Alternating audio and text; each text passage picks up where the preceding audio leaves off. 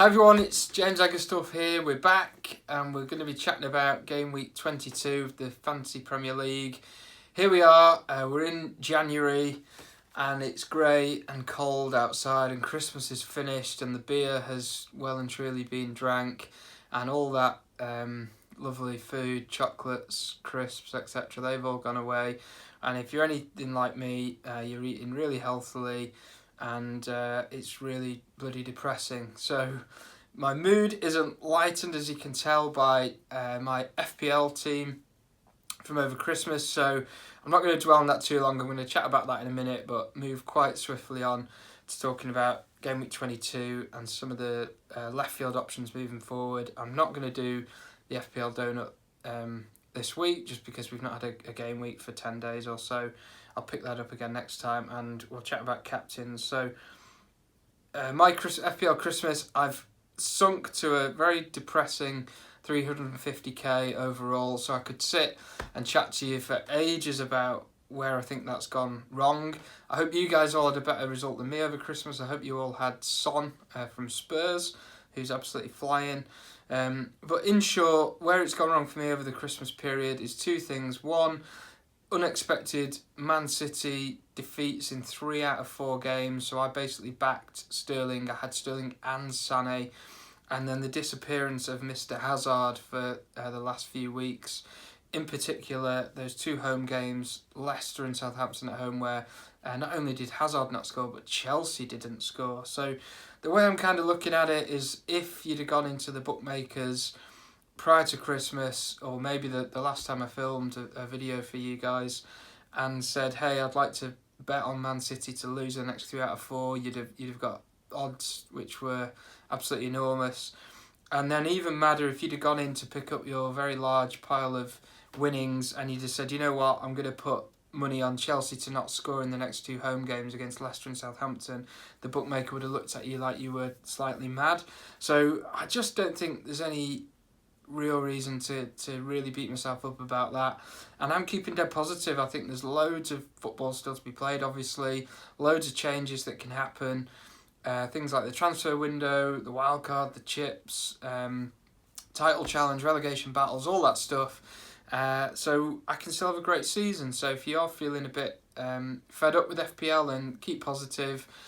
January will still soon be out the way, and we'll be back firing on all cylinders. And I do think as well, there's no European distraction, there's no international distraction for a few weeks, so hopefully the Premier League will settle down a bit and we can all have a good few game weeks and get up the rankings. So let's chat about game week 22. There's quite a bit I want to cover. I'm going to chat about Man City, Chelsea, some of the Liverpool stuff, and a little bit on the transfer window. So starting with Man City, like I said, I've been really burnt by not just their bad results, but the unpredictability of the rotation that they've got with Guardiola. So I don't have any Man City players in my team right now, and going into game week 22, they've got Wolves at home.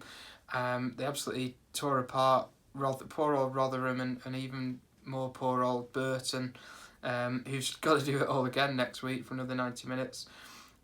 So we know this about Man City. We know they can ruthlessly tear teams apart. What's tough for us as FPL managers, and has really affected a lot of us, is this very unpredictable rotation with Guardiola. He's got an absolute wealth of talent at his disposal, and really, I don't think there's anybody safe in there. I mean, I know De Bruyne's back, and I got kind of quite excited about that the other day, thinking, oh, you know, I could put him in my team and not many people will have him. But then I thought, well, if you look at that midfield, I think we're all in agreement that Fernandinho has to play, because we saw what happens over Christmas when he doesn't play. He's crucial to that team, so we're probably going to see a lot of him, and the stats tell us that he's played I think he's probably played the most minutes, maybe with the exception of Edison, for Man City. So that takes up one midfield spot. You've then got Gundogan, Bernardo Silva, who's playing really well, De Bruyne, of course. Who else have you got to complain there? David Silva, etc. You've got a hell of a lot of talent fighting for that space. We've seen the problem with Sané, Sterling and Mahrez are 3 players trying to fight for 2 spots. Pep said the other night Mendy is 2 or 3 weeks away. I mean, that does interest me a little bit, because I had Mendy at the start. I think he's a really good FPL option, but even Mendy, he's going to be competing with Delph and Zinchenko, who've deputised in his absence. So there's 3 players for 1 position. So I just think City comes with, it is massive risk and reward.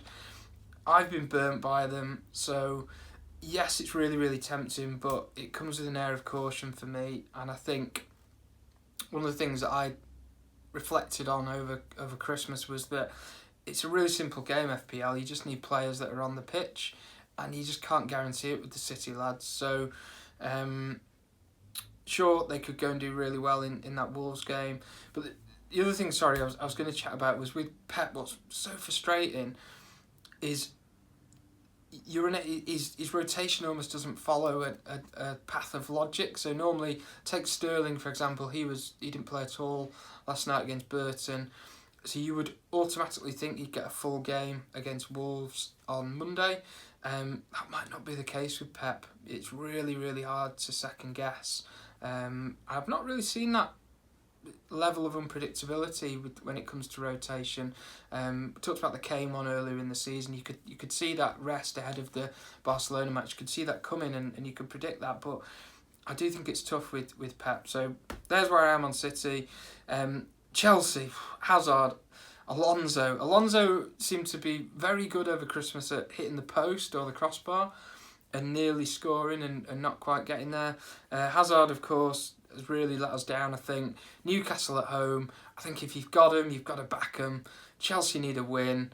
I know they haven't got a striker, but maybe in the coming days that'll be rectified in the transfer window. So let's see. I think if you've got those guys, you stick with them. Liverpool, I think if you don't have Salah, right, I made the switch to Salah and got repaid with the performance. I can't remember who it was against now. He got a golden assist. Then they had the unbelievable passage of play in the City game where he played the through ball to Mane, that hit the post, and then how he didn't score from the John Stones clearance is beyond me. He's up to 13.3 now, and I do feel that if he fires and performs in that Brighton game and that value creeps up again, you're really risking pricing yourself out of having him. At the same time, there's a couple of other things that I do like. I do like the prospect. I've seen some people with these ideas of doubling up on Liverpool defence right now. I do think that could be quite a good one. But a player that I look to, and he's on my radar, and maybe he could be a good Hazard replacement if we need maybe to release some of the value from Hazard. Plays every week, plays in that attacking formation. He's probably circa 9.7, I'd have thought now, and that's Sadio Mane. His ownership's really plummeted since the start. He was quite popular at the beginning. It's not a name that I see many people mentioning right now. He's fallen away a bit, and that could be somebody to look to. But the other thing that I'm looking to and thinking about at the minute is the transfer window. So talked about Chelsea there, and the fact they need a striker. Can you imagine if they get Callum Wilson? Is he 6'7", 6'8", Chelsea striker for that amount of money? That could be amazing. I had my eye on Solanke because I've got Danny Ings. I'm stuck a bit with Ings. He's obviously injured, and I've not got many options down there. But 2 problems for him. One, he's gone to Bournemouth, which on the face of it looked a bit odd to me because I couldn't see where he was going to fit in the team. But maybe with the Wilson thing, that'll explain itself down the line. The other problem, of course, is he's injured as well. So you're not going to get him in your team anytime soon. But I do think there will be change, and with change that brings opportunity. So I'm keeping my eye firmly on the transfer window every single day.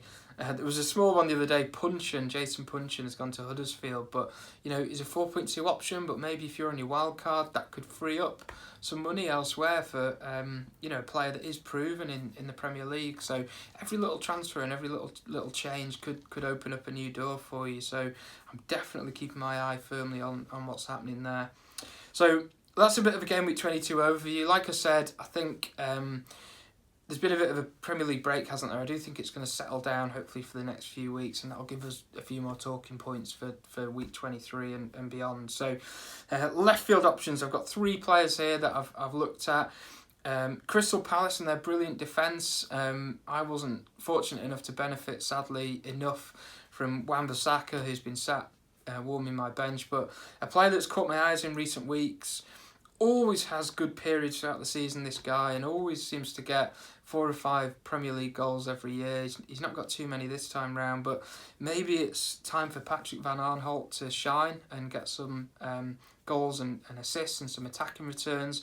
So perhaps he could be one if you maybe can't get that second Liverpool defender, or maybe you want to cash in, you've decided you've had enough of Alonso, or maybe you want to free up some money elsewhere. He could be one. A player that I've never met him, obviously, but I don't really like. He seems a bit weaselly, which is a sort of northern or Manchester term for somebody who's a bit, maybe underhand isn't the right word, but he doesn't strike me as a character, put it this way, not a character that really warms, I find myself warming to, but he's back in the Prem. I understand he played really well in the Cup game on Saturday. Samir Nasri, 5.5, gets a run in that West Ham team. He could be getting some value there. He's a player that over the years has been, between maybe 7 and 9 million, so if he gets fit and gets playing, there's one for your radar. And then an old friend of mine, I say an old friend, he's somebody I've had in my team in the past.